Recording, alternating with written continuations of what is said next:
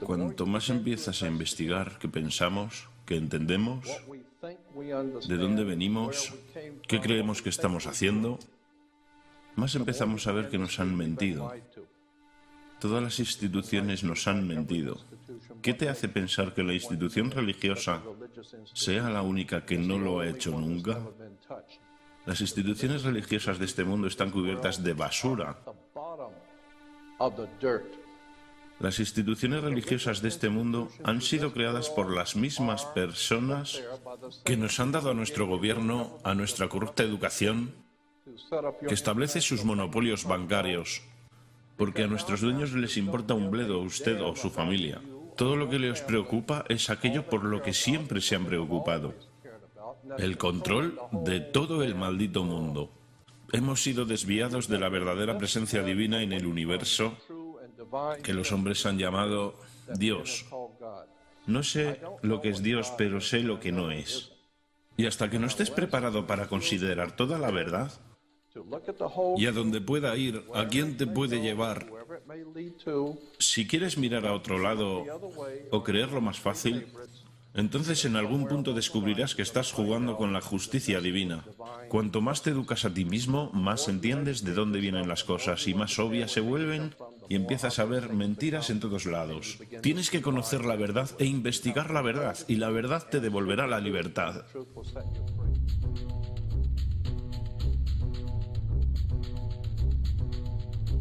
La historia más grande jamás contada.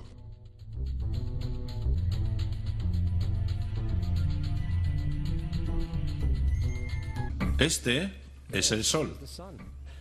Ya desde hace 10.000 años antes de Cristo, la historia es abundante en esculturas y escrituras que reflejan el respeto y la adoración de las personas por este objeto. Y es fácil entender el por qué, visto que cada mañana el sol aparece, llevando consigo la luz, el calor, la seguridad al hombre, salvándolo del frío, de la oscuridad y de las tinieblas pobladas de predadores en la noche. Sin ello, las antiguas culturas entendieron que las cosechas no crecerían y la vida sobre el planeta no habría sobrevivido. Estas realidades han hecho del sol el objeto más adorado de todos los tiempos. Del mismo modo, también fueron conscientes de las estrellas. El estudio de las estrellas les permitió reconocer y predecir acontecimientos que ocurrieron en largos periodos de tiempo, como los eclipses y las lunas llenas. Catalogaron grupos celestes de aquello que hoy conocemos como constelaciones. Esta es la Cruz del Zodiaco, una de las imágenes conceptuales más antiguas de la historia humana. Muestra el Sol mientras figurativamente pasa por las 12 mayores constelaciones en el curso del año. También refleja los 12 meses del año, las 4 estaciones y los solsticios y equinoccios. El término zodiaco se debe al hecho de que las constelaciones fueron antropomórficas o personificadas como figuras o animales. Las antiguas civilizaciones no se limitaron solamente a seguir el sol y las estrellas, personificaron con mitos elaborados que reflejaron sus movimientos y relaciones. El Sol, con sus calidades de portador de vida y salvador de vida, fue representado como representante del invisible creador o Dios. También fue conocido como Dios Sol, la luz del mundo, el salvador de la humanidad. Del mismo modo, las 12 constelaciones representaron los sitios que Dios Sol visitó y fueron identificados por el nombre, generalmente representando sucesos naturales que ocurrían durante este periodo del año. Por ejemplo, Acuario, el portador del agua que traía las lluvias primaverales.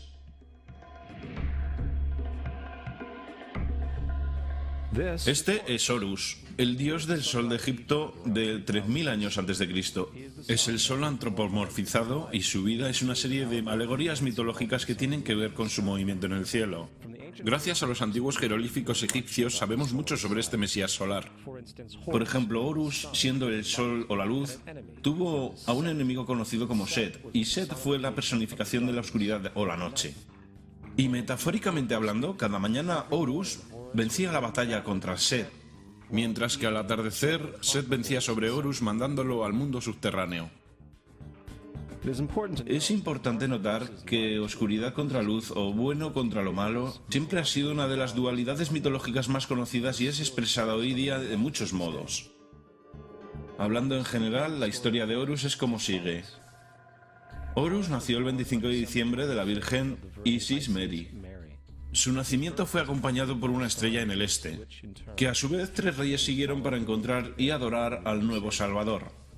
A la edad de 12 años fue un niño maestro, y a los 30 años fue bautizado por una figura conocida Anub y empezó así su ministerio. Horus tuvo 12 discípulos que viajaron con él. Hizo milagros como curar a los enfermos y caminar sobre el agua. Horus fue conocido por muchos hombres como la Verdad, Luz, el Sagrado Hijo de Dios, el Buen Pastor, el Cordero de Dios y muchos otros. Después de haber sido traicionado por Tifón, Horus fue crucificado, enterrado por 3 días y después resucitó. Estas cualidades originales de Horus al menos parecen permanecer en muchas culturas en el mundo, puesto que aparecen en muchas otras divinidades generalmente con la misma estructura mitológica. Atis de Frigia, nacido por la Virgen Nana el 25 de diciembre, crucificado y enterrado y después de 3 días resucitó. Krishna de la India, nacido de la Virgen de Baki con una estrella del este que señaló su llegada, hizo milagros con sus discípulos y a su muerte resucitó.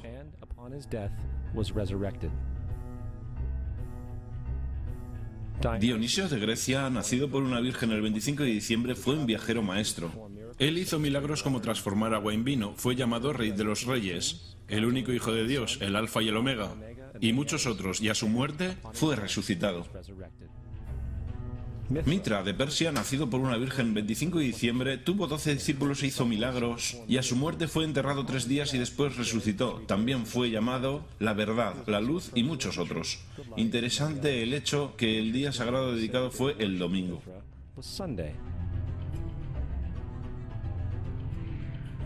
La evidencia es que ha habido numerosos salvadores en diferentes periodos en todo el mundo que tienen las mismas características. La pregunta que queda es, ¿por qué estas características? ¿Por qué nacidos de una virgen el 25 de diciembre?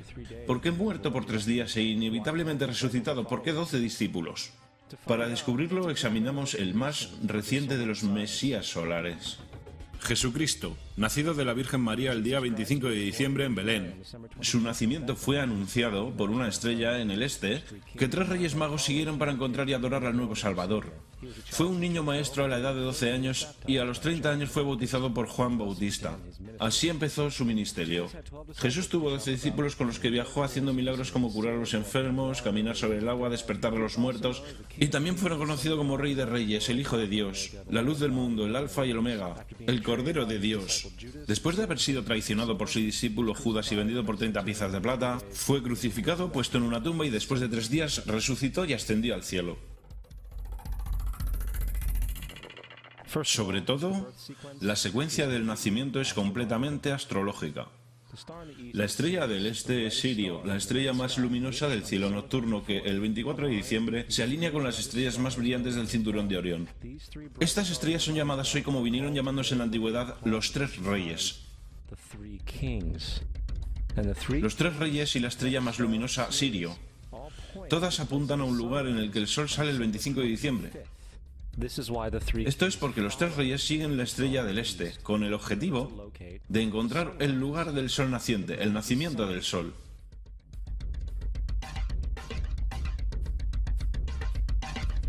La Virgen María es la constelación Virgo.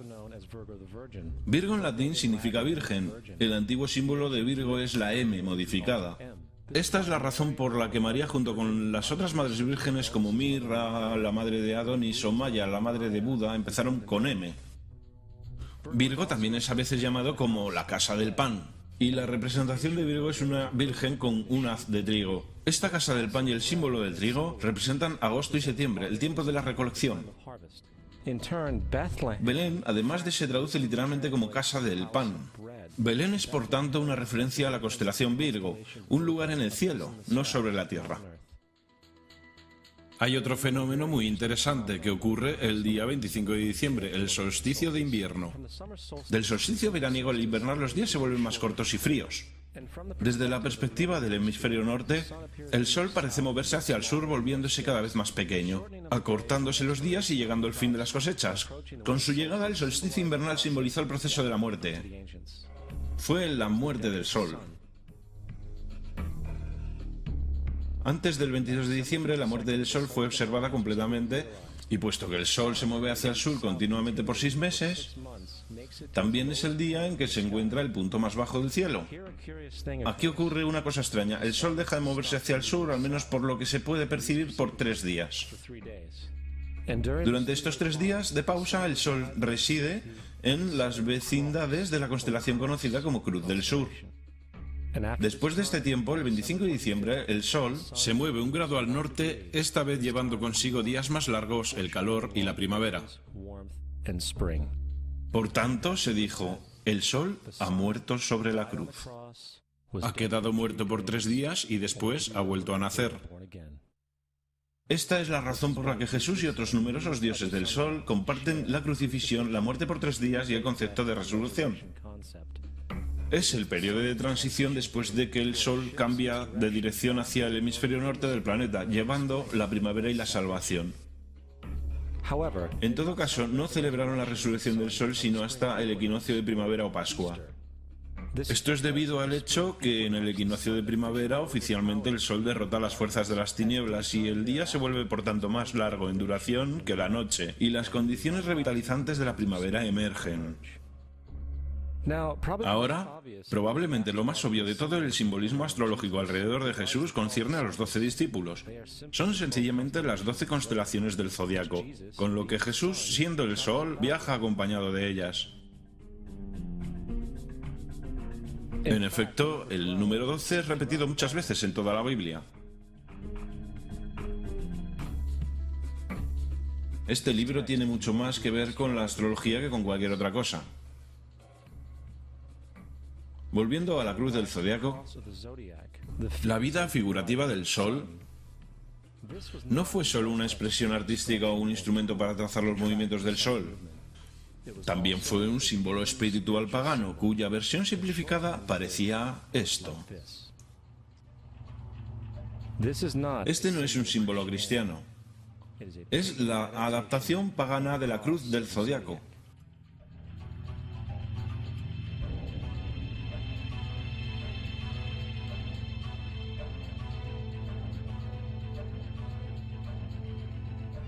Es por esto que Jesús en el temprano arte oculto es mostrado siempre con su cabeza sobre la cruz.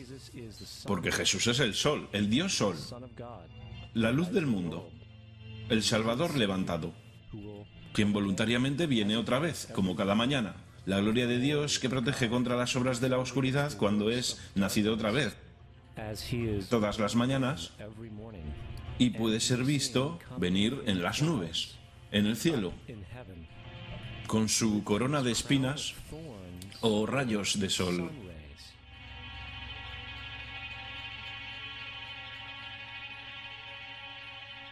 Ahora, de las muchas metáforas astrológicas astronómicas en la Biblia, una de las más importantes tiene que ver con las edades. Durante toda la escritura hay referencias numerosas a las edades. Para comprender esto, tenemos que estar familiarizados con el fenómeno conocido como la precesión de los equinoccios. Los antiguos egipcios, junto con culturas mucho más antiguas que ellos, supieron que cada 2150 años el amanecer en la mañana del equinoccio de primavera ocurre en un signo diferente del zodiaco. Esto tiene que ver con un lento bamboleo que mantiene la Tierra al rotar sobre su eje. Es llamado precesión porque las constelaciones se van retrasando, en vez de atravesar el ciclo normal anual. La cantidad de tiempo que necesita la precesión para pasar por los 12 signos es aproximadamente de 25.765 años. Esto también es llamado el Gran Año, y las sociedades antiguas eran muy conscientes de esto. Hicieron referencia a cada periodo de 2.150 años como una edad. Del 4300 al 2150 a.C. fue la edad de Tauro. De 2150 a un año después de Cristo fue la edad de Aries, el carnero. Desde el año 1 al 2150 después de Cristo, la edad de Piscis, la edad en la que estamos todavía hasta día de hoy. En el 2150 entraremos en una nueva edad, la edad de Acuario.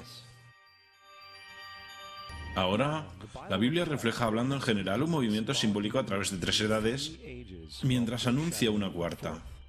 En el Viejo Testamento, cuando Moisés desciende del monte Sinaí con 10 mandamientos, está muy contrariado por ver a sus gentes venerar un becerro de toro dorado. A decir verdad, hizo añicos las tablillas de piedra y ordenó a sus gentes que se mataran para purificarse. La mayoría de los eruditos bíblicos atribuirían esta cólera al hecho de que los israelitas estaban venerando a un ídolo falso, o algo por el estilo. La verdad es que el toro dorado es Tauro, y Moisés representa la nueva edad de Aries, el carnero. Esta es la razón por la cual los judíos incluso todavía hoy soplan el cuerno del carnero. Moisés representa la nueva edad de Aries, y en esta nueva edad todos deben liberarse de la vieja edad. Las otras deidades marcan estas transiciones igualmente, como Mitra, un dios precristiano que mata el toro con la misma simbología. Ahora Jesús es la figura que conduce a la edad que sigue a Aries, la edad de Piscis, o los dos peces. El simbolismo de pez es muy abundante en el Nuevo Testamento, cuando Jesús alimenta a 5.000 personas con pan y 2 peces. Cuando empieza su ministerio caminando a lo largo de Galilea, se hace amigo de 2 pescadores que lo siguen. Creo que todos hemos visto el pez Jesús en la parte trasera de los coches de mucha gente, aunque pocos saben lo que significa realmente. Es un simbolismo astrológico pagano para el reino del sol durante la edad de Piscis. También la presunta fecha de nacimiento de Jesús es esencialmente el principio de esta edad. En Lucas 22:10, cuando Jesús es preguntado por sus discípulos que dónde estará en la próxima Pascua después de marcharse, Jesús responde: contemplad, cuando estéis entrando en la ciudad, allí conoceréis a un hombre llevando un cántaro de agua. Síguelo hasta la casa donde entre. Esta Sagrada Escritura es con mucho una de las más reveladoras de todas las referencias astrológicas. El hombre que lleva un cántaro de agua es Acuario. El portador del agua, que es descrito como un hombre que vierte una jarra de agua permanente, representa la edad de después de Piscis. Y cuando el sol, el dios Sol, deja la edad de Piscis, Jesús entrará en la casa de Acuario, porque Acuario sigue a Piscis en la precesión de los equinoccios. Todo lo que Jesús está diciendo es que después de la edad de Piscis vendrá la edad de Acuario. Todos hemos oído hablar alguna vez del fin de los tiempos o del fin del mundo. Aparte de las representaciones gráficas en el libro de la Revelación, la fuente principal de esta idea es Mateo 28:20, donde Jesús dice: estaré con vosotros hasta el final del mundo. Sin embargo, la versión del Rey James, mundo, es una mala traducción entre muchas malas traducciones. La palabra que realmente está utilizando es eón, que significa edad. Estaré con vosotros hasta el final de la edad. Es cierto, pues la personificación solar de Piscis de Jesús terminará cuando el Sol entre en la edad de Acuario. En su totalidad, el concepto del fin de los tiempos y fin del mundo es una alegoría astrológica mal interpretada. Digámosle eso a los aproximadamente 100 millones de personas en USA que creen que el final del mundo se acerca. El símbolo de Jesús, además de ser un híbrido literario y astrológico, es más explícitamente un plagio del dios Sol egipcio Horus. Por ejemplo, este grabado de hace aproximadamente 3.500 años en las paredes del templo Luxor en Egipto. Son las imágenes de la proclamación, la concepción inmaculada, el nacimiento y adoración de Horus. Las imágenes comienzan con la visión que anuncia a la Virgen Isis que concebirá Horus. Luego Nef, el Espíritu Santo que deja embarazada a la Virgen, y luego el nacimiento virginal y la adoración. Esta es exactamente la historia del milagro de la concepción de Jesús. A decir verdad, las semejanzas literarias entre Horus y Jesús son sorprendentes.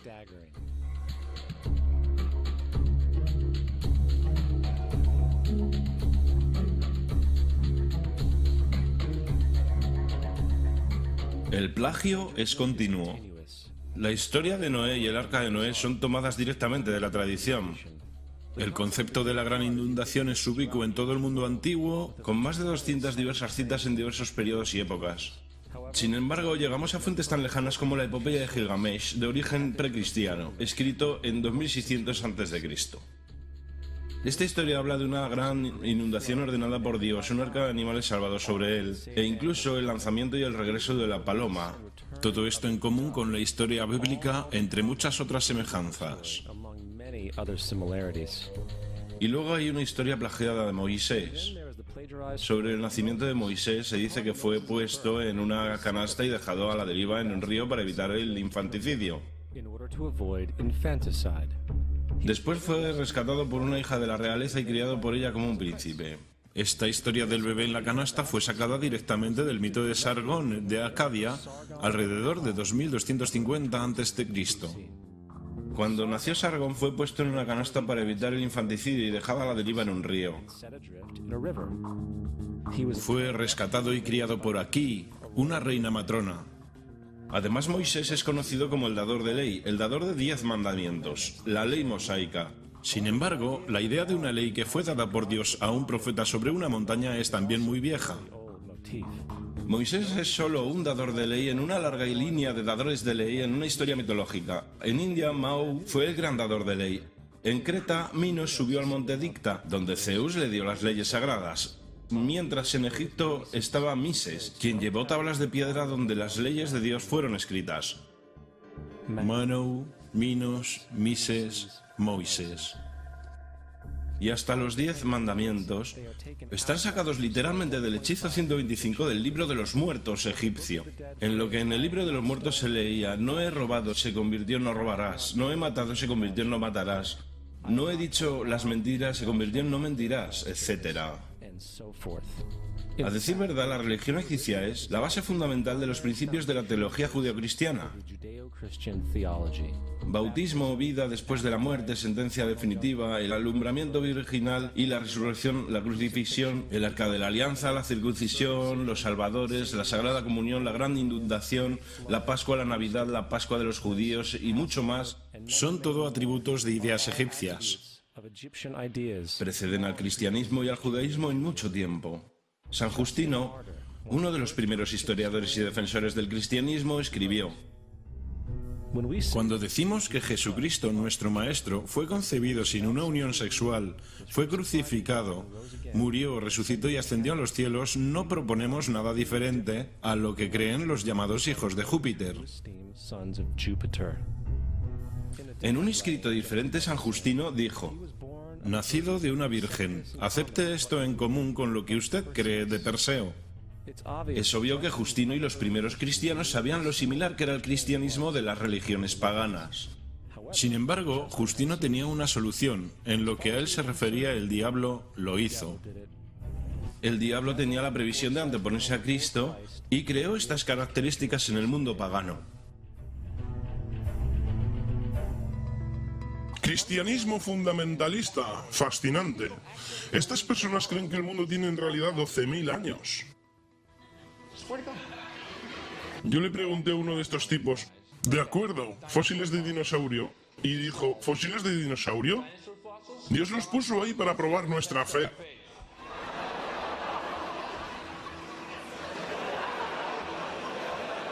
Pienso que Dios te puso aquí para probar mi fe, amigo.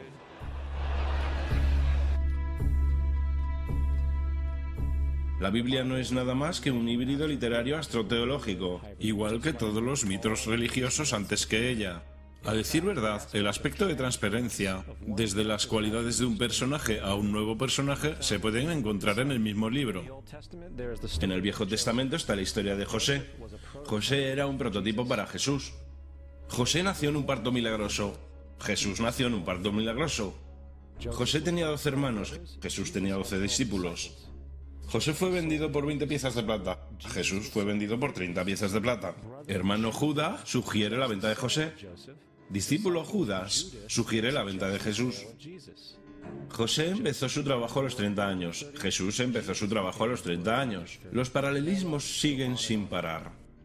Además, ¿hay alguna evidencia histórica no bíblica de alguna persona viviendo con el nombre de Jesús? El hijo de María que viajó con 12 seguidores, sanando a las personas y cosas por el estilo. Hay numerosos historiadores que vivieron alrededor del Mediterráneo, tanto durante como después de la presunta vida de Jesús.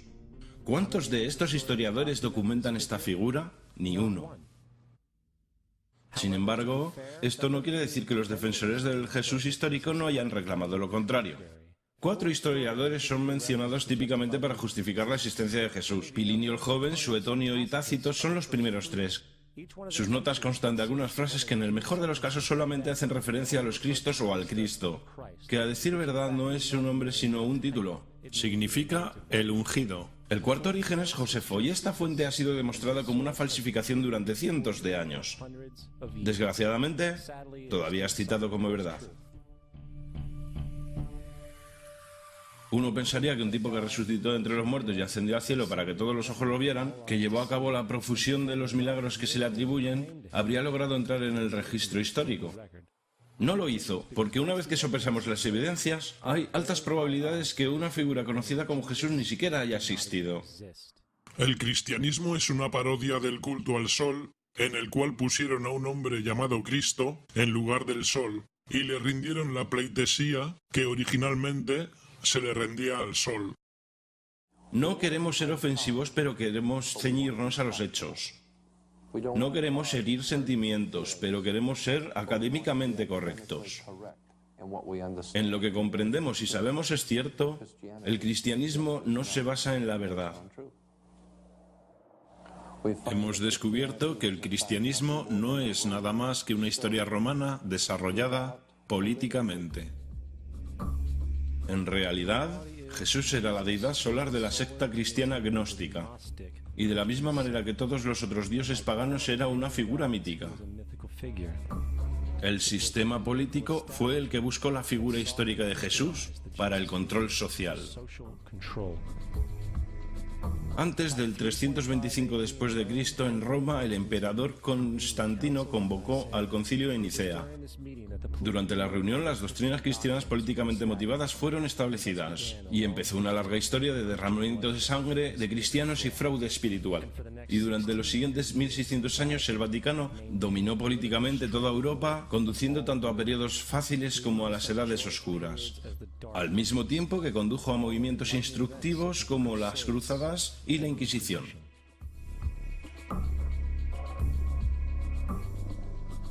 El cristianismo, junto con todos los demás sistemas de creencias, es el fraude de la era.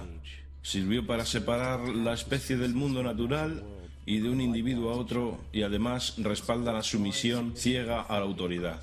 Reduce la responsabilidad humana al efecto que Dios lo controla todo, y los crímenes a su vez horribles puedan ser justificados en nombre de la búsqueda divina. Y aún más importante, otorga poderes a aquellos que saben la verdad, pero usan el mito para manipular y controlar sociedades. El mito religioso es el dispositivo de más alcance creado nunca y sirve como el suelo psicológico sobre el cual pueden prosperar otros mitos. Un mito es una idea que, aun siendo popularmente creída, es falsa. En un sentido más profundo, en el sentido religioso, el mito sirve como una historia que orienta y conmueve a la gente. El foco del mito no es una relación de la historia con la realidad, sino con su función. Una historia no puede funcionar a menos que sea creída por la comunidad o la nación. No es un tema de debate que algunos tengan el mal gusto de cuestionar la veracidad de tal historia sagrada. Los guardianes de la fe no entran en debate con ellos. Ignoran o denuncian como blasfemo al que lo cuestione. Es erróneo, blasfemo y pecaminoso que sugiera, insinúe o ayude a otras personas a llegar a la conclusión que el gobierno de USA haya matado a 3.000 de sus propios ciudadanos.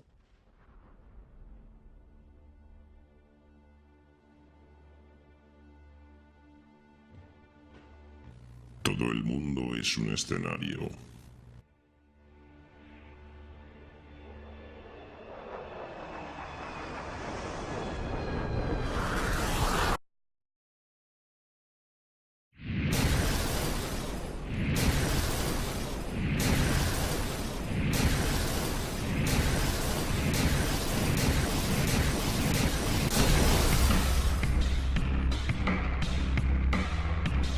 Como si un equipo de demolición lo hubiera volado. Como cuando se demole un edificio viejo, como cuando un edificio viejo está siendo dinamitado a propósito y volado. Cualquiera que alguna vez ha visto un edificio siendo demolido a propósito sabe que si uno va a hacer esto, tiene que llegar hasta la subinfraestructura del edificio para poder demolerlo.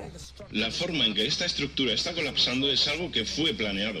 No es accidental que la primera torre haya colapsado y la segunda torre haya colapsado de la misma forma. ¿Cómo lograron esto? No lo sabemos. El edificio se transformó en polvo. No encuentras un escritorio, una silla, no encuentras un teléfono, una computadora. La pieza más grande de un teléfono que encontré era la mitad del teclado. Era así de grande.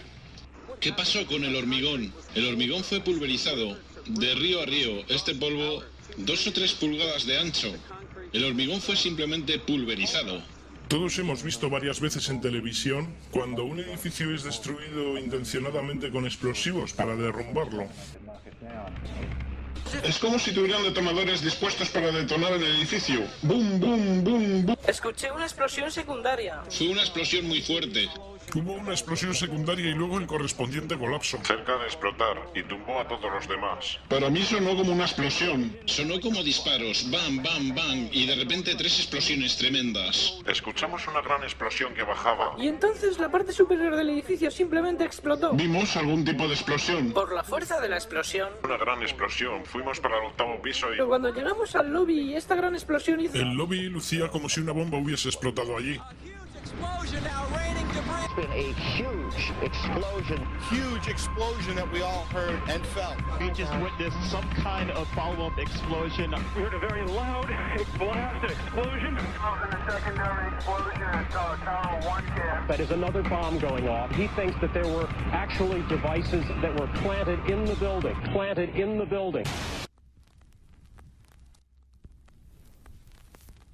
El mito del 11S. 19 secuestradores dirigidos por Osama Bin Laden secuestraron 4 aviones comerciales con navajas y evadiendo el sistema de defensa aéreo alcanzaron el 75% de sus objetivos. Las torres del World Trade Center colapsaron planta sobre planta debido a un fallo estructural causado por el fuego, mientras que el avión que alcanzó al Pentágono se evaporó en el impacto. La comisión del 11S descubrió que no hubo advertencia previa, mientras que el gobierno obstaculizó una defensa adecuada. No hubo advertencias. No creo que nadie hubiera podido predecir que trataran de usar un avión como un misil. Nadie en nuestro gobierno, al menos. No creo que el gobierno anterior hubiera podido prever que volaran aviones contra edificios. No hubo amenazas involucrando operaciones domésticas reales, implicando obviamente lo que sucedió, las ciudades, las aerolíneas, etc. No hubo signos de evidencia, que yo sepa. USA Today reporta que en los 2 años anteriores a los ataques del 11 de septiembre, NORAD condujo ejercicios usando aviones secuestrados como armas. Y un objetivo eran las torres del World Trade Center. Esta es la tapa del Manual de Respuesta de FEMA, 1997. La operación Mascal, octubre del 2000, simuló un avión estrellándose en el Pentágono.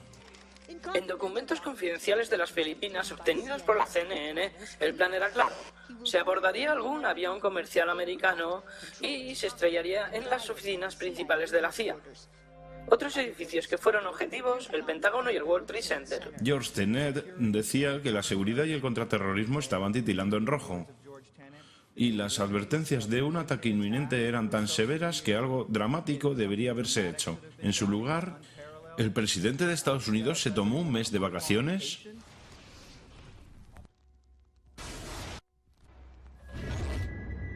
...19 secuestradores.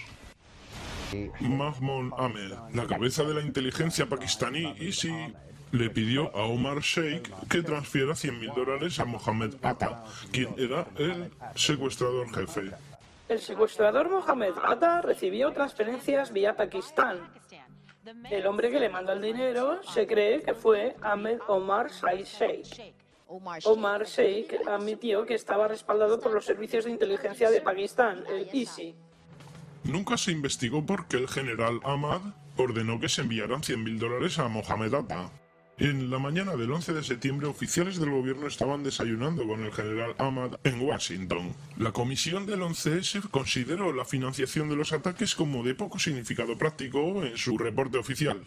Si nos han dicho que 4 o 5 de los supuestos secuestradores estaban en cada uno de los vuelos, sus nombres deberían haber estado en las listas de pasajeros. Pero las listas que fueron publicadas no contenían ni los nombres de los supuestos secuestradores ni ningún nombre árabe. Sabemos que los que supuestamente fueron los secuestradores tenían sus casas, coches, tarjetas de crédito pagadas por el gobierno de USA. En realidad eran agentes. La evidencia fue también aparentemente planeada. El pasaporte de uno de los secuestradores fue supuestamente encontrado entre los escombros. Pasa a través de la bola de fuego, a través del lado del avión, y luego cae hasta el suelo sin ningún rasguño. Durante 6 meses reportaron que tenían este pasaporte. ¡Ey, lo tenemos! ¡Tenemos la prueba! Y entonces el tipo aparece y estaba todavía vivo. Varios de estos hombres están todavía vivos. No lo podía creer cuando el FBI me puso en su lista. Dieron mi nombre y mi fecha de nacimiento, pero no soy un suicida. Estoy aquí, estoy vivo. No tengo ni idea de cómo pilotar un avión. Al menos 6 de los secuestradores están aún vivos. El FBI, hasta el día de hoy, no ha corregido su lista. No hay ninguna evidencia que conecte ninguno de los secuestradores vivos o muertos con Osama Bin Laden. Osama Bin Laden. Por supuesto, estamos detrás de Saddam Hussein, quiero decir, Bin Laden. Enero de 2001. La administración Bush ordena al FBI y a las agencias de inteligencia que detengan las investigaciones relacionadas con la familia Bin Laden, incluyendo a los parientes de Osama, que vivían, adivinen dónde, en Falls Church, Virginia, vecinos de la central de la CIA. Cuando él ya era el criminal más buscado en USA, según se dice, estuvo 2 semanas en un hospital americano en Dubái. Fue tratado por un doctor americano y lo visitó un agente local de la CIA. No hemos visto ninguna pequeña evidencia que conecte a Osama Bin Laden directamente con la planificación del 11S.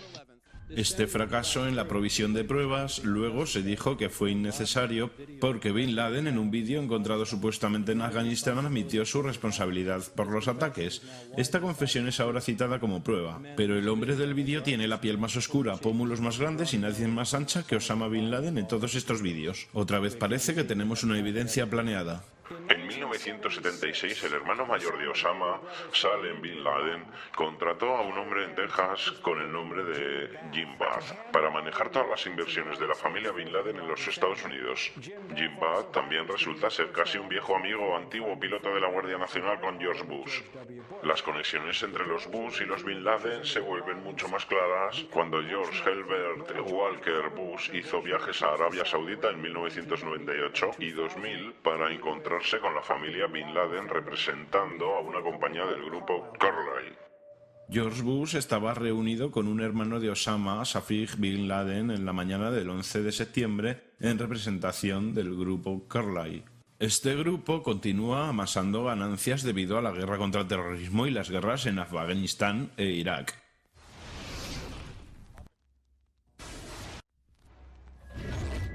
El Pentágono. ¿Cómo puede alguien volar un avión de 60 toneladas, 38 metros de ancho y 13 metros de alto a través de este camino de obstáculos?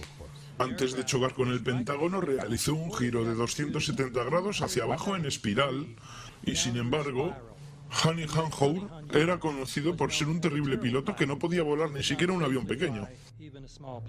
Uno de los empleados de la escuela de vuelo dijo que a él no le importaba el hecho de que no pudiera aprobar el curso. Me sorprende que haya podido volar hasta el Pentágono. No podía volar en absoluto.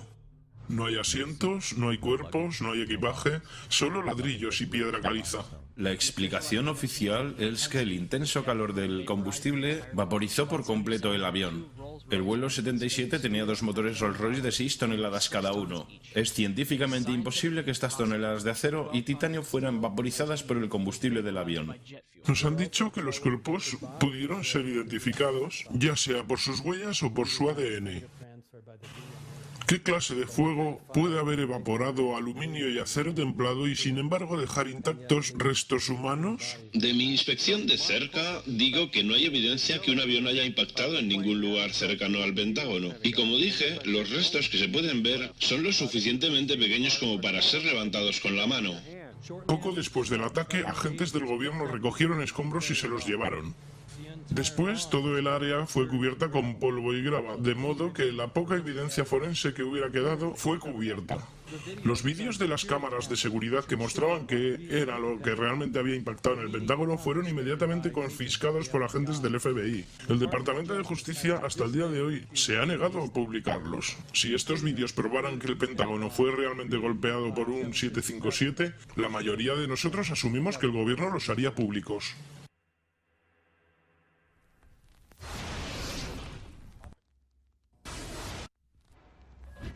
Shanksville. Parece como si no hubiera nada allí, excepto un hoyo en el suelo. Lo único que veíamos era un pozo humeante y algunos árboles rotos.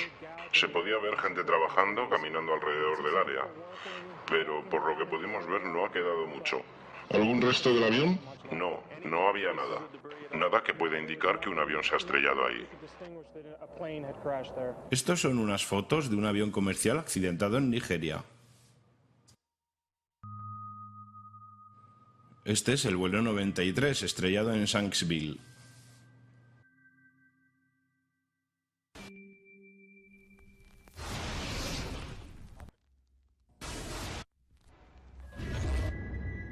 Las torres del World Trade Center. De acuerdo con la teoría, el fuego, aunque no derritió el acero, lo calentó lo suficiente para causar que los pisos debilitados por los choques de los aviones se soltaran de las columnas de acero, lo que causó una reacción en cadena. Lo que esperarías ver con esa teoría, que es la teoría oficial, sería una montaña de pisos apilados unos encima de otros, y en el medio un grupo de columnas del núcleo todavía en pie. El núcleo de las Torres Gemelas consistía en 47 gruesas columnas de acero. Si los pisos se hubieran soltado de ellas, las columnas todavía estarían en pie unos 300 metros hacia el cielo. Los aviones no cortaron todas las columnas centrales. Diseñamos los edificios para soportar un impacto de un Boeing 707 chocando en el edificio en cualquier punto. El edificio podía resistir probablemente varios impactos de aviones de línea. ¿El avión entró dentro de los edificios? Entonces, ¿usted dice que los edificios fueron diseñados para resistir un agujero como ese y todavía permanecer en pie?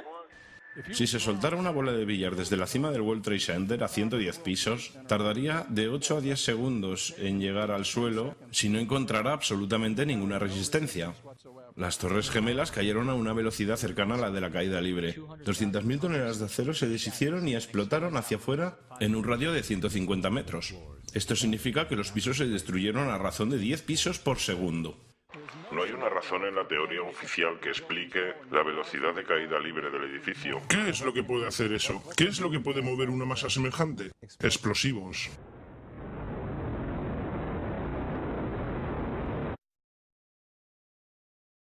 ...47 enormes columnas de acero interconectadas. ¿Cómo haces que caigan simultáneamente de modo que el núcleo desaparezca? Parece como si las columnas hubieran sido cortadas. La forma en que lo hacemos es cortando las vigas en ángulo.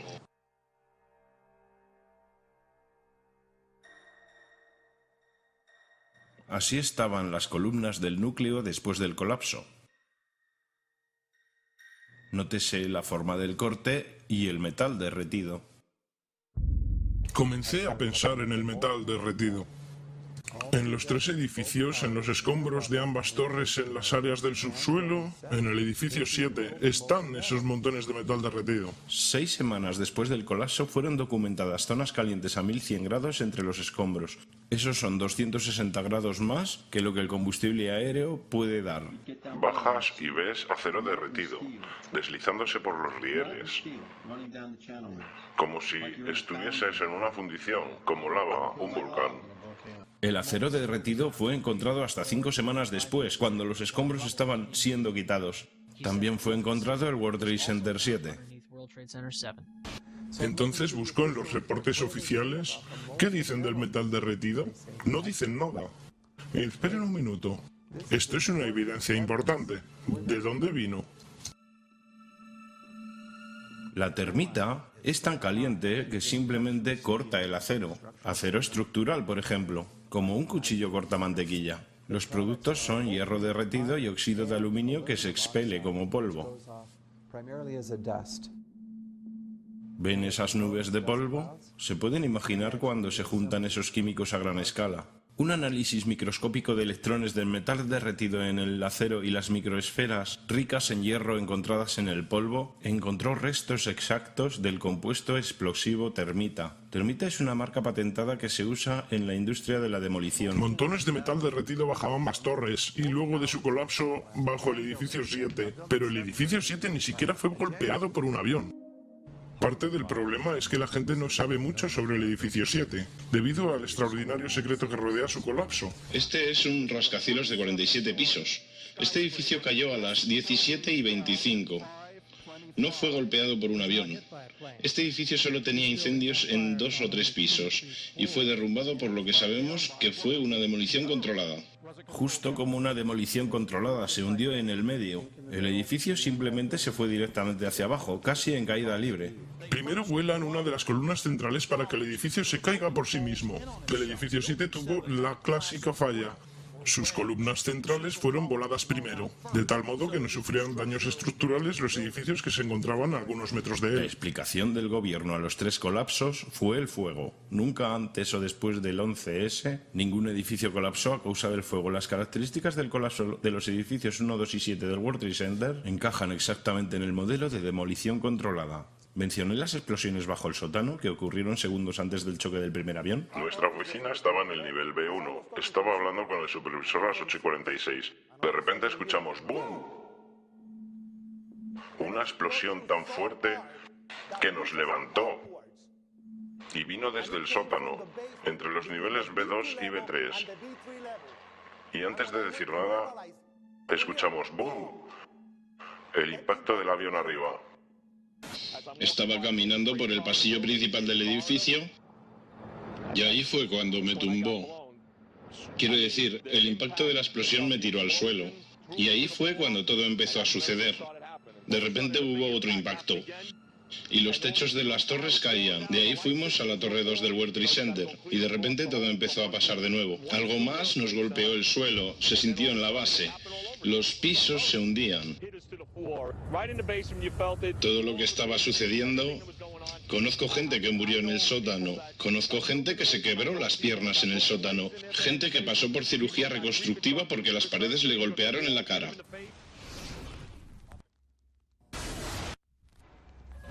Terrorismo. Terrorismo se define como uso sistemático del terror que se manifiesta con violencia o intimidación para generar miedo. Armed with knives, armed with chemical, biological, nuclear weapons. Fanatics, terrorists, September 11th. September 11th, killers, September 11th, terrorists. Terrorists of Al-Qaeda, terrorists, nuclear weapons, terrorists. 9/11, terror, terrorists, evil. September 11th, September 11th. The terrorists, war and danger. September 11th, terrorism, global terrorism, terrorism, terrorists. Terrorists, terrorists, terrorists, terrorists, the terror. World terrorism, terrorists, terrorism. September 11th, global terrorism. September the 11th, terror, terror, terror, terror, terror. Weapons of mass destruction. September the 11th. September the 11th. Terrorists. The evil terrorists. Terrorists. Terrorists. No. Terrorismo. Las palabras son repetidas hipnóticamente. Terrorismo, terroristas, amenaza terrorista y, por supuesto, se cree que está vinculado con Al-Qaeda.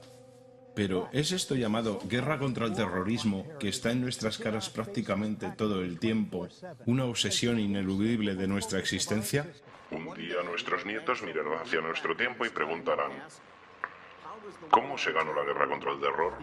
La clase gobernante entera, la élite gobernante, ve al terrorismo como el medio perfecto, de hecho el único medio, para proveer cohesión social, proveyendo una imagen enemiga para que la sociedad se mantenga unida, de acuerdo con la teoría neoconservadora de Carl Smith. Se debe tener una imagen enemiga para tener una sociedad, y eso es algo muy peligroso, porque ahora significa que el orden social entero, los partidos políticos, la vida intelectual y la política en general están basados en un mito monstruoso.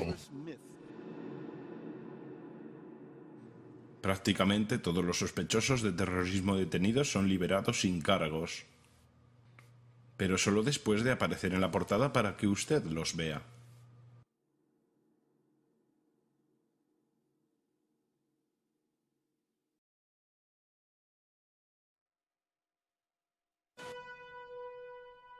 Terrorismo. técnica utilizada por los gobiernos para manipular la opinión pública con el fin de promover una agenda. Mira lo que la CIA ha hecho en este país. Lo que nos han hecho es increíble. Mira los actos terroristas que ocurrieron. La CIA estuvo involucrada en la mayoría, si no en todos ellos. Tenemos los cuarteles de los marines, la embajada de Kenia. Tuvimos Paman 103, tuvimus Hughes Call. La ciudad de Oklahoma, el World Trade Center en 1993. Con ayuda de los terroristas se voló el World Trade Center la primera vez. Ellos tenían las bombas, ellos tenían sus licencias de conducir. El informante llamó a Salem, un oficial de la Armada egipcio de 43 años. A él fue asignado preparar una bomba y entonces fue a su jefe en el FBI, y le preguntó, vamos a poner una bomba falsa ahí, ¿no? Y el jefe contestó, no, vamos a poner una bomba real. El FBI fue el que llevó a cabo el ataque del World Trade Center en 1993. Contrataron a Ed Salem y le pagaron $1 millón. Y le dieron explosivos reales y un detonador y le dijeron que construyera una bomba y se la diera a los tontos que él controlaba para permitirles atacar el complejo del World Trade Center. Desafortunadamente para ellos hubo solo 6 personas muertas.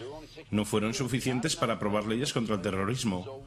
Entonces lo que sucedió es que 2 años después, en abril de 95, fue el edificio Murrah de la ciudad de Oklahoma. 168 muertos. Un año después, las leyes antiterroristas fueron aprobadas, las cuales eliminaban muchos de nuestros derechos constitucionales y libertades civiles.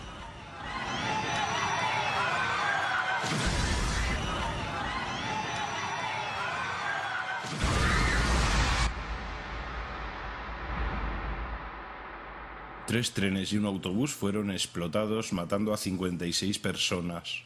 Esa mañana justamente se estaba desarrollando un ejercicio antiterrorista que se ocupaba de el mismo escenario con bombas, en exactamente las mismas estaciones de tren y exactamente a la misma hora. Eran las 9:30 de la mañana. Estábamos de hecho ejecutando un ejercicio para una compañía de unas 1000 personas en Londres, basado en bombas simultáneas que explotarían precisamente en las estaciones afectadas. Todavía tengo los pelos de punta. Estaban haciendo un ejercicio para ver cómo sobrellevarían esto y pasó justo de la misma manera. Precisamente. El mismo escenario con bombas en precisamente las mismas estaciones de trenes y precisamente a la misma hora. Debemos pensar que hay algún tipo de coincidencia, que hubo también una simulación antiterrorista. Al igual que el 11S, estaban hablando sobre ataques a los mismos objetivos, las mismas estaciones de tren, en exactamente el mismo momento que los ataques se estaban produciendo, proveyendo algún tipo de protección, por lo que deben ser operaciones orquestadas de alguna manera por el Estado.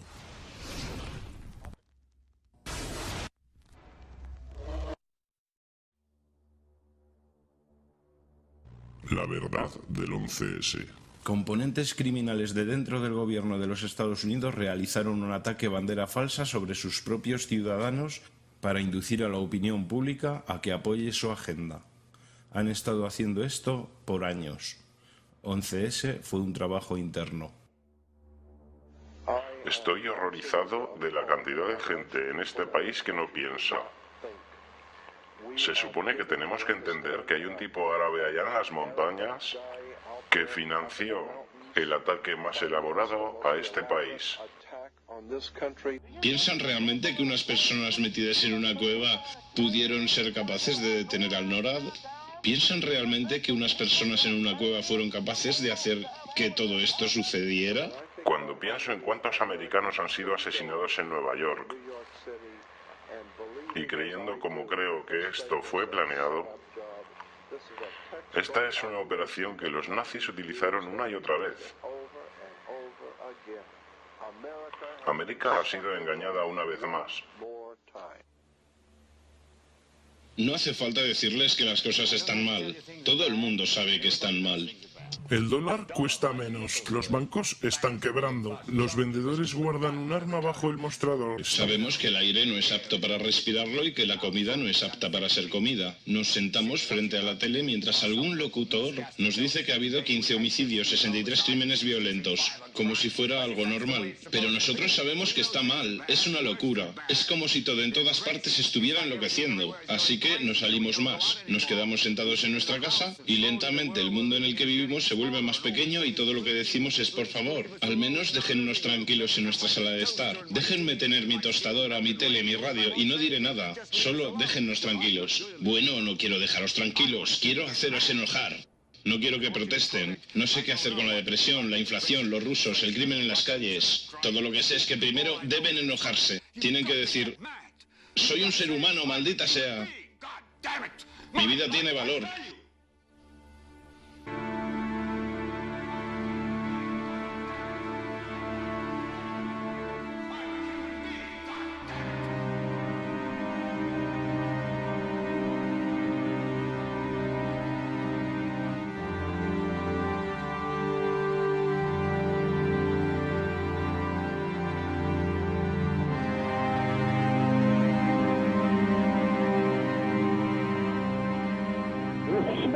Hay humo, es terrible. 105, Torre 2.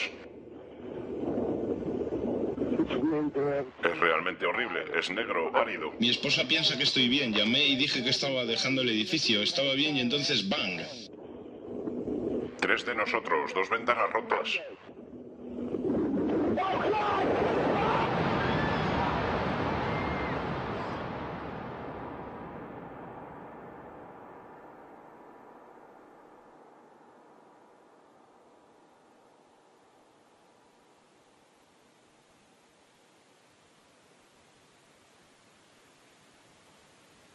Interrumpimos este programa para un mensaje del presidente.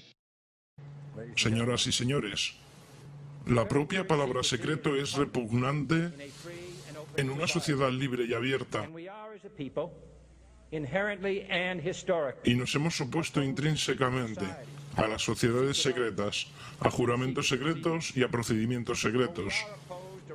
Porque nos enfrenta en todo el mundo una conspiración monolítica y despiadada que se basa principalmente en medios encubiertos para expandir su esfera de influencia, basada en infiltración en lugar de invasión, en subversión en lugar de elecciones, en intimidación en lugar de libre elección. Es un sistema que ha construido y usado vastos recursos humanos y materiales para construir una maquinaria eficiente, una red estrechamente entretejida, que combina operaciones militares, diplomáticas, de inteligencia, económicas, científicas y políticas. Sus preparativos son ocultos, no se publican, sus errores son enterrados, no salen en los periódicos, sus disidentes son silenciados, no elogiados. No se cuestionan los gastos, no se revelan los secretos. Es por eso que el legislador ateniense Salón decretó como delito que los ciudadanos se desentiendan de las controversias. Pido su ayuda en la tremenda tarea de informar y alertar a la población norteamericana, confiando en que con su ayuda los hombres serán como han nacido, libres e independientes.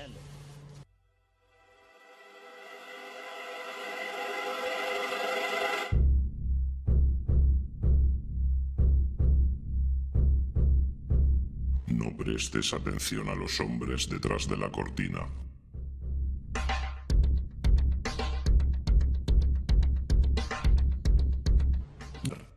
¿Qué es un banco central? Se trata de una institución que produce la moneda de una nación entera. Basados en el precedente histórico, existen 2 poderes específicos, intrínsecos en la práctica del Banco Central. El control de las tasas de interés y el control del suministro de dinero o inflación.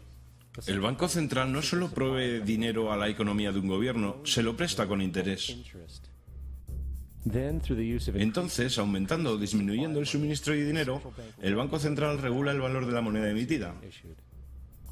Es crucial entender que la estructura entera de este sistema puede producir una sola cosa a largo plazo: deuda. No hace falta pensar mucho para entender esta estafa. Cada dólar producido por el Banco Central es prestado con interés. Esto significa que cada dólar producido es realmente un dólar, más un cierto porcentaje de deuda basado en este dólar. Y como el Banco Central tiene un monopolio sobre la producción de la moneda del país entero, y ellos prestan cada dólar, con deuda inmediata asociada a él, ¿de dónde sale el dinero para pagar esta deuda? Solo puede venir nuevamente del Banco Central. lo que significa que el Banco Central tiene que incrementar constantemente su suministro de dinero para temporalmente cubrir la deuda pendiente creada. Y puesto que este nuevo dinero es también prestado con interés, crea más deuda. El resultado final de este sistema, sin duda, es la esclavitud, porque es imposible para el gobierno y para el público salir algún día de esta deuda autogenerada. El Banco Central ha usurpado al gobierno. Al público se le dijo que el sistema de Reserva Federal era un estabilizador económico y que la inflación y la crisis económica serán algo del pasado. Como muestra la historia, nada está más lejos de la verdad. El hecho es que los banqueros internacionales ahora tienen una máquina ajustada para expandir sus ambiciones personales. Por ejemplo, entre los años 14 y 19, la Fed incrementó el suministro de dinero a casi un 100%, traducido en grandes préstamos a los bancos pequeños. Ahora, en 1920, la Fed retiró porcentajes masivos de suministro de dinero, forzando así a los bancos menores a cancelar su enorme cantidad de préstamos, y como en 1907 hubo crisis bancarias, quiebras y el subsiguiente colapso, más de 5.400 bancos competitivos fuera de la Fed colapsaron. Esto consolidó aún más el monopolio de un pequeño grupo de banqueros internacionales. Al tanto de este crimen, el congresista Lindbergh se puso de pie y dijo en 1921: Bajo el acta de la Reserva Federal, los pánicos son creados científicamente. El pánico actual es el primero creado científicamente y funcionó como calculamos una ecuación matemática. Sin embargo, el pánico del 20 solo fue un precalentamiento. Del 21 al 29, la Fed otra vez incrementó el suministro de dinero, otra vez resultando en grandes préstamos al público y a los bancos. Se creó otro nuevo tipo de préstamo llamado préstamo margen en el mercado bursátil, muy simple. Un préstamo margen le permitía al inversor pagar solo el 10% del precio de un título, siendo el otro 90% prestado a través del corredor de bolsa. En otras palabras, una persona podía tener 1.000 pagando 100. Este método fue muy popular en los años 20, cuando todo el mundo parecía estar haciendo dinero en la bolsa. Sin embargo, este préstamo tenía una trampa.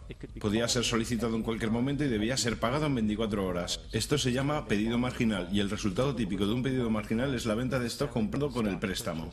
Entonces, unos meses antes de octubre del 29, Rockefeller, Bernard Baruch y otros conocedores silenciosamente se retiraron de la bolsa, y el 24 de octubre del 19, los financistas de New York, quienes entregaron los préstamos marginales, empezaron a pedirlos en masa. Esto provocó una venta masiva en el mercado, puesto que todos debían cubrir sus préstamos marginales, y por consiguiente disparó una crisis masiva de bancos por la misma razón. Colapsaron 16.000 bancos y habilitaron a los banqueros internacionales conspiradores a no solo comprar los bancos rivales con descuentos, sino también a comprar corporaciones completas por centavos de dólar. El robo más grande de la historia americana. Pero esto no acaba aquí.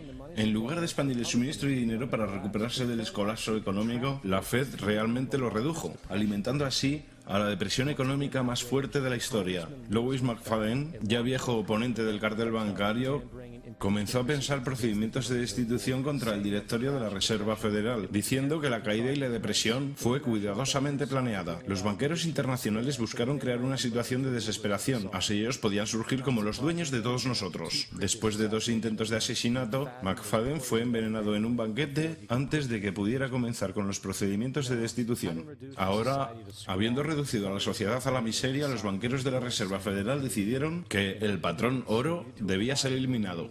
Para ello necesitaron obtener el oro remanente en el sistema, así que bajo la pretensión de terminar con la depresión se produjo la recuperación del oro en 1933. Bajo amenaza de prisión por 10 años, se obligó a entregar todo el oro al tesoro, esencialmente robando al público la poca riqueza que les quedaba. A finales del 33, el patrón oro fue abolido. Si miras un billete de dólar de antes del 33, dice que puede ser convertido en oro. Si miras un billete de dólar actual, dice que es moneda de curso legal, lo cual significa que está respaldado por absolutamente nada. Lo único que le da valor a nuestro dinero es cuánto hay en circulación. Por consiguiente, el poder para regular el suministro es también el poder de regular su valor, que también es el poder para poner economías y sociedades enteras de rodillas. Denme el control de suministro de dinero de una nación y no me interesa quién haga sus leyes. Es importante entender claramente, la Reserva Federal es una corporación privada. Es tan federal como Federal Express. Crea sus propias políticas y opera virtualmente sin regulación del gobierno de los Estados Unidos. Es un banco privado que presta toda la moneda con interés al gobierno. Es una copia del Banco Central fraudulento del que el país buscó escapar cuando declaró su independencia en la Revolución. Ahora, con el control de la economía y el robo perpetuo de riqueza, es solo un lado del cubo de Rubik que los banqueros tienen en sus manos. La próxima herramienta para ganancia y control es la guerra. Desde el origen de la Reserva Federal en 1913, un número de grandes y pequeñas guerras han comenzado. Las tres más pronunciadas son la Primera Guerra Mundial, la Segunda Guerra Mundial y Vietnam. En 1914, las guerras europeas empezaron centradas alrededor de Inglaterra y Alemania. El pueblo americano no quería saber nada de la guerra y el presidente Wilson públicamente declaró la neutralidad. Sin embargo, bajo la superficie, la administración americana buscaba alguna excusa para poder entrar en la guerra. En una notoria observación hecha por el secretario de Estado William Jennings, los grandes intereses bancarios estaban profundamente interesados en la guerra mundial debido a las oportunidades de grandes ganancias. Es importante entender que lo más lucrativo que puede ocurrir a los banqueros internacionales es la guerra porque obliga a un país a pedir aún más dinero del Banco de la Reserva Federal con interés. El asesor principal y mentor de Wilson era el coronel Edward House, un hombre de conexiones íntimas con los banqueros internacionales que querían entrar en la guerra. En una conversación documentada entre el coronel House, asesor de Wilson, y Sir Edward Grey, canciller de Inglaterra, sobre cómo hacer entrar a América en la guerra, Grey preguntó, ¿qué harían los americanos si los alemanes hundieran un crucero con pasajeros americanos a bordo? House respondió, creo que una llamada de indignación barrería a los Estados Unidos y sería suficiente para llevarnos a la guerra. Así que el 7 de mayo de 1915, bajo esencialmente sugerencia de Grey, un barco llamado Lusitania fue enviado intencionadamente a aguas controladas por Alemania, donde se sabía que había barcos militares alemanes. Y como es de esperarse, submarinos alemanes torpedearon la nave, haciendo explotar municiones almacenadas, matando a 1.200 personas. Para entender mejor la naturaleza intencional de esta conspiración, la embajada alemana de hecho colocó avisos en New York Times. Dijeron a la gente que si abordaban el Lusitania lo hicieran a su propio riesgo, porque pasaría navegando de América a Alemania a través de la zona de guerra y se arriesgaba a ser destruido. De hecho, y como fue anticipado, el hundimiento de Lusitania causó una ola de ira entre la población americana y América entró en la guerra poco después. La Primera Guerra Mundial causó 323.000 muertes americanas. Rockefeller ganó alrededor de 200 millones de dólares. Eso es alrededor de 3.000 millones actuales, sin mencionar que la guerra costó alrededor de 30.000 millones de dólares para los americanos. La mayor parte fue pedida al Banco de la Reserva Federal con interés, expandiendo aún más las ganancias de los banqueros internacionales. Segunda Guerra Mundial. El 7 de diciembre del 41, Japón atacó a la flota americana en Pearl Harbor, provocando nuestra entrada en la guerra. El presidente Roosevelt declaró que el ataque fue un día que viviría en la infamia. Un día de infamia seguramente, pero no por el supuesto ataque sorpresa sobre Pearl Harbor. Después de 60 años de información saliendo a la superficie, se ve claro que el ataque sobre Pearl Harbor fue deseado y provocado. Roosevelt, en cuya familia había banqueros desde el siglo XVIII, cuyo tío Frederick estuvo en la Junta de la Reserva Federal original, estaba muy a favor de los intereses de los banqueros internacionales y el interés era entrar en la guerra. Y como ya hemos visto, nada es más beneficioso para los banqueros internacionales que la guerra. En una entrada del diario del secretario de guerra de Roosevelt, Henry Stinson, fechada el 25 de noviembre de 1941, documentó una conversación que tuvo con Roosevelt. La cuestión era ¿qué maniobra haríamos para que hagan el primer disparo? Era deseable asegurarse que los japoneses fueran los que hicieran esto, para que no hubiera dudas de quiénes eran los agresores. En los meses que precedieron al ataque de Pearl Harbor, Roosevelt hizo lo posible para enfadar a los japoneses, mostrando una postura de agresión. Detuvo todas las importaciones japonesas de petróleo americano, congeló todos los bienes japoneses en los Estados Unidos, hizo préstamos públicos a la China nacionalista y entregó ayuda militar a los ingleses, ambos enemigos de Japón en la guerra, que dicho sea de paso viola las reglas de guerra internacionales. El 4 de diciembre, 3 días antes del ataque, la inteligencia australiana advirtió a Roosevelt sobre una fuerza de ataque japonés moviéndose hacia Pearl Harbor. Roosevelt la ignoró y, como fue deseado y permitido, el 7 de diciembre Japón atacó Pearl Harbor, matando 2.400 soldados. Antes de Pearl Harbor, el 83% del público americano no quería tener nada que ver con la guerra. Después de Pearl Harbor, 1 millón de hombres se ofrecieron como voluntarios. Es importante destacar que las acciones de guerra de la Alemania nazi eran ampliamente apoyadas por 2 organizaciones. Una de ellas se llamaba IG Farben, la cual produjo el 84% de los explosivos alemanes e incluso el Zyklon B, usado en los campos de concentración para matar a millones. Uno de los socios no conocidos de Farben fue la Standard Oil Company, propiedad de Rockefeller en América. De hecho, la fuerza alemana no podía operar sin un aditivo especial creado por esta compañía. El drástico bombardeo alemán de Londres, por ejemplo, fue posible por una venta de $20 millones en combustible a IG Farben por la Standard Oil Company de Rockefeller. Este es solo un pequeño ejemplo de cómo empresas americanas negociaban en ambos lados de la guerra mundial. Otra de las compañías traidoras que merece la pena nombrar es la Union Banking Corporation de New York. No solo financió numerosos aspectos del ascenso al poder de Hitler, junto con suministros durante la guerra, sino que también era un banco para lavar dinero nazi, lo que eventualmente se descubrió por tener dinero nazi en sus bóvedas. La Union Banking Corporation de Nueva York fue requisada por violación del acta de negociación con el enemigo. Adivina quién era el vicepresidente y director de Union Bank: Prescott Bush, el abuelo del presidente Bush y, por supuesto, el padre del presidente anterior. Ten esto en cuenta cuando consideres las condiciones morales y políticas de la familia Bush. Vietnam. La declaración oficial de guerra de los Estados Unidos a Vietnam del Norte en 1964 fue después de un supuesto incidente que involucraba destructores americanos siendo atacados por lanchas PT de Vietnam en el Golfo de Tonkin. Este llamado incidente del Golfo de Tonkin fue el pretexto catalítico para el despliegue masivo de tropas y guerra total. Sin embargo, hay un problema. El ataque contra los destructores americanos por las lanchas PT nunca sucedió. Fue una farsa para tener una excusa y entrar en la guerra. El anterior secretario de Defensa, Robert McNamara, dijo años después que el incidente del Golfo de Tonkin fue un error, mientras muchos otros oficiales han hecho público que fue una farsa preparada, una completa mentira. Una vez en guerra, lo de siempre. En octubre de 1966, el presidente Lyndon Johnson levantó las restricciones comerciales sobre el bloque soviético, sabiendo muy bien que los rusos estaban suministrando hasta un 80% de las provisiones a los norvietnamitas. Consecuentemente, los intereses de Rockefeller financiaron fábricas en la Unión Soviética. Los rusos las usaron para fabricar equipamiento militar y enviarlo al norte de Vietnam. Sin embargo, la financiación de ambos lados del conflicto era solo una cara de la moneda. En el 85, las reglas de confrontación de la guerra de Vietnam fueron desclasificadas. Se mostraba que podían y no podían hacer las tropas militares en la guerra. Incluía cosas tan absurdas como que los sistemas de misiles contra aviones no podían ser bombardeados hasta que se supiera que eran completamente funcionales. No se podía perseguir a ningún enemigo una vez que cruzaran la frontera de Laos o Camboya. Y lo más revelador de todo, los bancos estratégicos más críticos no podían ser atacados a menos que el ataque fuera iniciado por oficiales de alto rango. Aparte de estas ridículas limitaciones impuestas, Vietnam del Norte fue informado sobre estas restricciones y así pudo crear estrategias enteras basadas en las limitaciones de las fuerzas americanas. Debido a todo esto, la guerra duró tanto tiempo. La guerra de Vietnam no se pretendía ganar.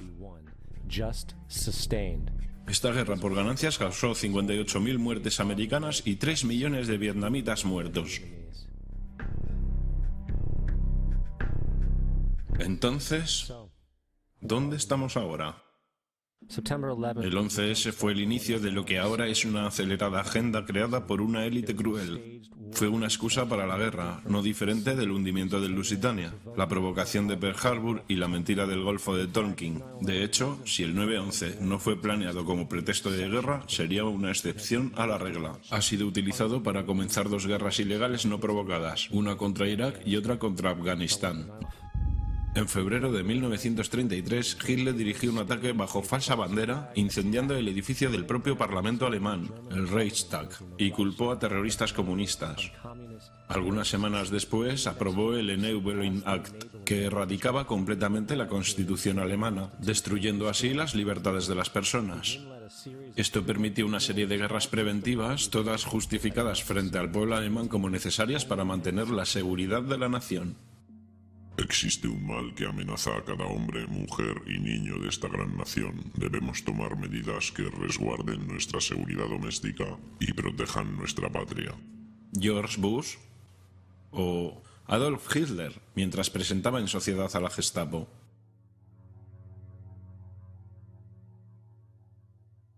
Am Schicksal des Kommunismus und der sich mit ihm verbrüdernden anderen Organisationen ändert dies nichts.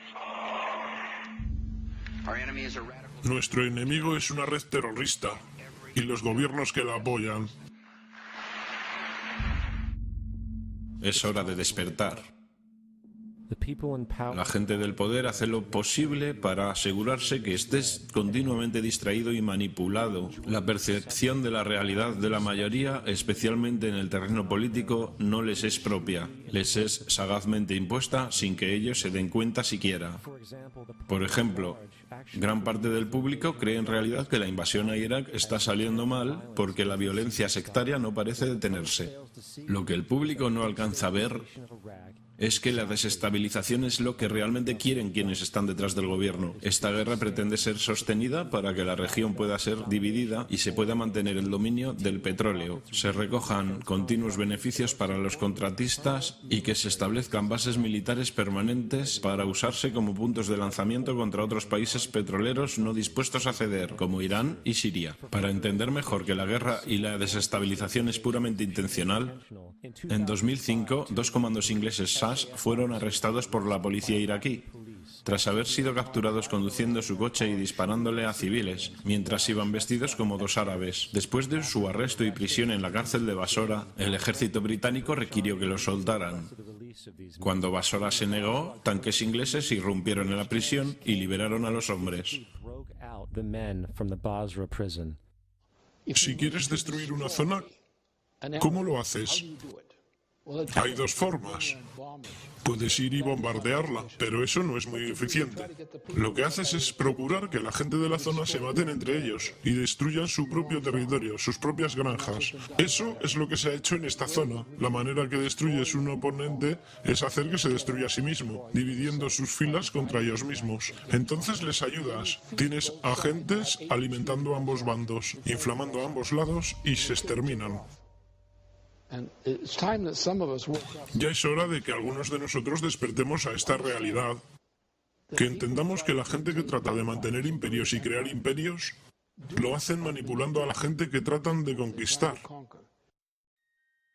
Te preguntarás por qué la cultura entera está saturada de programas de entretenimiento en los medios masivos. No quieren que pienses demasiado. Este es el porqué de la proliferación de entretenimientos, shows televisivos de masas, parques de diversiones, drogas, alcohol y todo tipo de distracciones para mantener la mente humana entretenida. Así no te metes en el camino de la gente importante por pensar demasiado. Mejor despierta y entiende que hay gente que está guiando tu vida. Y tú sin saberlo. Estamos en serios problemas, porque ustedes y otros 62 millones de americanos están escuchándome ahora mismo. Porque menos del 3% de ustedes leen libros. Porque menos del 15% de ustedes leen diarios. Porque la única verdad que conocen es lo que reciben a través de esta pantalla. Ahora mismo hay una generación entera que nunca conoció nada que no haya salido de esta pantalla. Esta pantalla es el Evangelio, la última revelación. Esta pantalla puede hacer quebrar presidentes, papas, primeros ministros. Esta pantalla es la fuerza más fantástica en este mundo sin Dios y tiembla si alguna vez cayera en manos de la gente equivocada. Y cuando la compañía más grande del mundo controla la más fantástica fuerza propagandística en este mundo sin Dios, ¿quién sabe qué mierda se venderá como si fuera verdad? Así que escúchenme, escúchenme. La televisión no es la verdad. La televisión es solo un parque de diversiones. Un circo, un carnaval, una tropa de acróbatas, viajeros, contadores de historias, bailarines, cantantes, malabaristas raros, domadores de leones, jugadores de fútbol. Estamos en un negocio de matar el aburrimiento, pero ustedes se sientan ahí día a día, noche a noche. Todas las edades, colores, creencias, somos todo lo que ustedes conocen. Están empezando a creer las ilusiones que estamos rodando aquí. Están empezando a pensar que esta pantalla es la realidad y que sus propias vidas son irreales. Ustedes hacen lo que esta pantalla les dice. Visten, comen y educan a sus hijos como la pantalla les dice. Esto es locura masiva. En el nombre de Dios, ustedes son lo real. Nosotros somos la ilusión. Y si hemos aprendido algo de la historia, es que el poder corrompe. Y el poder absoluto corrompe absolutamente. Este es Aaron Russo, un cineasta y antiguo político. A su lado, Nicholas Rockefeller, de la infame dinastía de banqueros y negocios de Rockefeller. Después de mantener una amistad con Nicholas Rockefeller, Aaron finalmente terminó la relación, horrorizado por lo que supo de los Rockefeller y sus ambiciones. Un día recibí una llamada de una abogada que conocía y me dijo: ¿te gustaría conocer a uno de los Rockefeller? Me encantaría, dije yo. Nos hicimos amigos y comenzó a revelarme un montón de cosas. Entonces una noche me dijo: va a ocurrir un suceso, Aaron. Y a partir de ahí vamos a ir a Afganistán. Así podremos poner tuberías desde el mar Caspio. Vamos a ir a Irak. Vamos a llevarnos el petróleo y establecer una base en Oriente Medio. Y vamos a ir a Venezuela y librarnos de ese Chávez. Las primeras dos se llevaron a cabo. La de Chávez no funcionó. Vas a ver a tipos buscando a gente que nunca van a encontrar.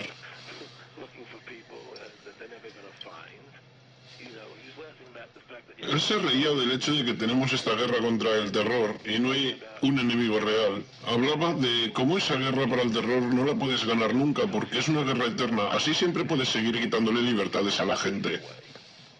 Le dije: ¿cómo van a hacer para convencer a la gente de que esta guerra es real? Me dijo: por los medios. Los medios pueden convencer a todos de que es real. Solo debes seguir hablando sobre estas cosas y decirlas una y otra vez. Finalmente la gente las cree. Crearon la Reserva Federal en el 13 a base de mentiras. Crearon el 11S, que fue otra mentira. Con el 11S están librando una guerra contra el terror y después vas a Irak, que fue otra mentira. Y ahora van a ir a Irán. Es una cosa llevando a otra y a otra. Y yo preguntaba: ¿por qué hacéis esto? ¿Cuál es el objetivo? Tienes todo el dinero del mundo, tienes todo el poder. Están hiriendo gente. Eso no es bueno. Y él me contestaba: ¿por qué te preocupas por la gente? Cuídate a ti mismo y cuida a tu familia.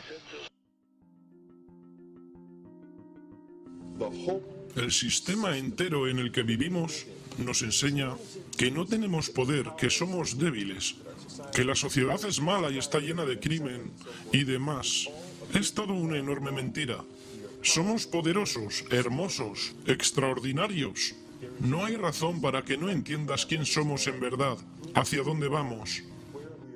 No hay razón para que las personas no alcancen todo su potencial.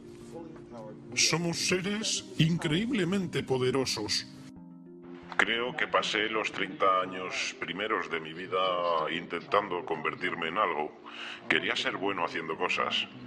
Quería ser bueno en tenis, en la escuela, en las notas, y todo lo veía desde esta perspectiva. No estoy bien de la manera que soy, pero si soy bueno haciendo cosas, me di cuenta que no entendí este juego bien, porque el juego era descubrir quién era yo.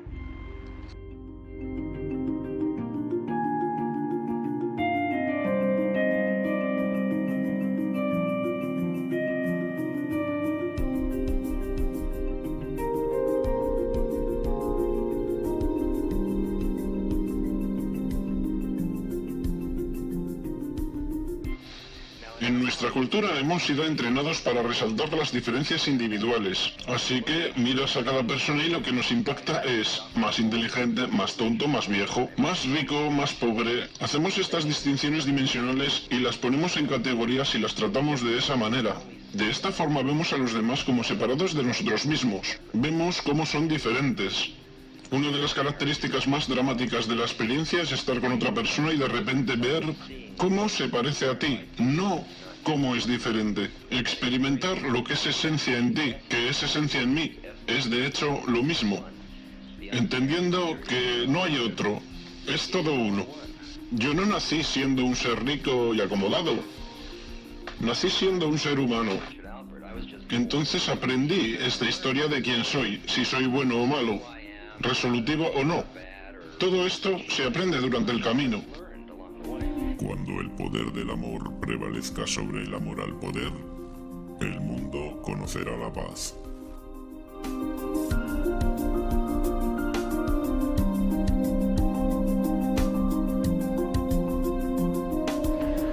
Los viejos intereses, desde el chauvinismo racial, sexual y religioso, hasta el fervor nacionalista rabioso, están empezando a no funcionar. Una nueva conciencia se está desarrollando que ve a la Tierra como un solo organismo y se da cuenta que un organismo en guerra consigo mismo está condenado.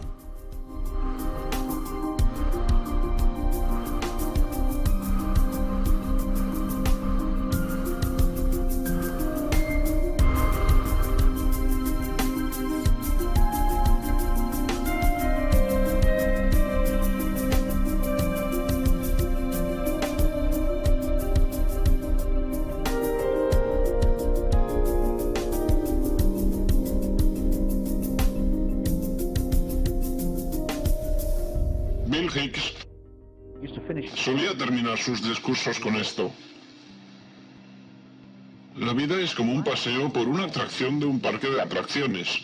Cuando te subes piensas que es real, porque así de poderosas son nuestras mentes. El paseo sube, baja y da vueltas, tiene emociones, sustos y luces de colores. Es muy ruidoso y es muy divertido por un rato. Algunos han estado por el paseo mucho tiempo y empiezan a preguntarse: ¿esto es real o solo es una atracción? Y otra gente ha recordado y nos ha dicho: hey, no te preocupes, no temas, porque esto es solo un paseo. Y hemos matado a esas personas. ¡Cállenlo! Que tengo mucho invertido en este paseo, cállenlo. Mira mi ceño de preocupación, mira mi gran cuenta bancaria y mi familia. Esto tiene que ser real. Solo es un paseo. Pero siempre matamos a esos tipos buenos que tratan de decirnos eso. ¿Lo has notado? Y dejamos a los demonios que campen libres. Pero no importa, solo es un paseo y podemos cambiarlo cuando queramos. Es solo una decisión, sin esfuerzo, sin trabajo, sin ahorros de dinero. Solo es una decisión ahora mismo, entre el miedo y el amor.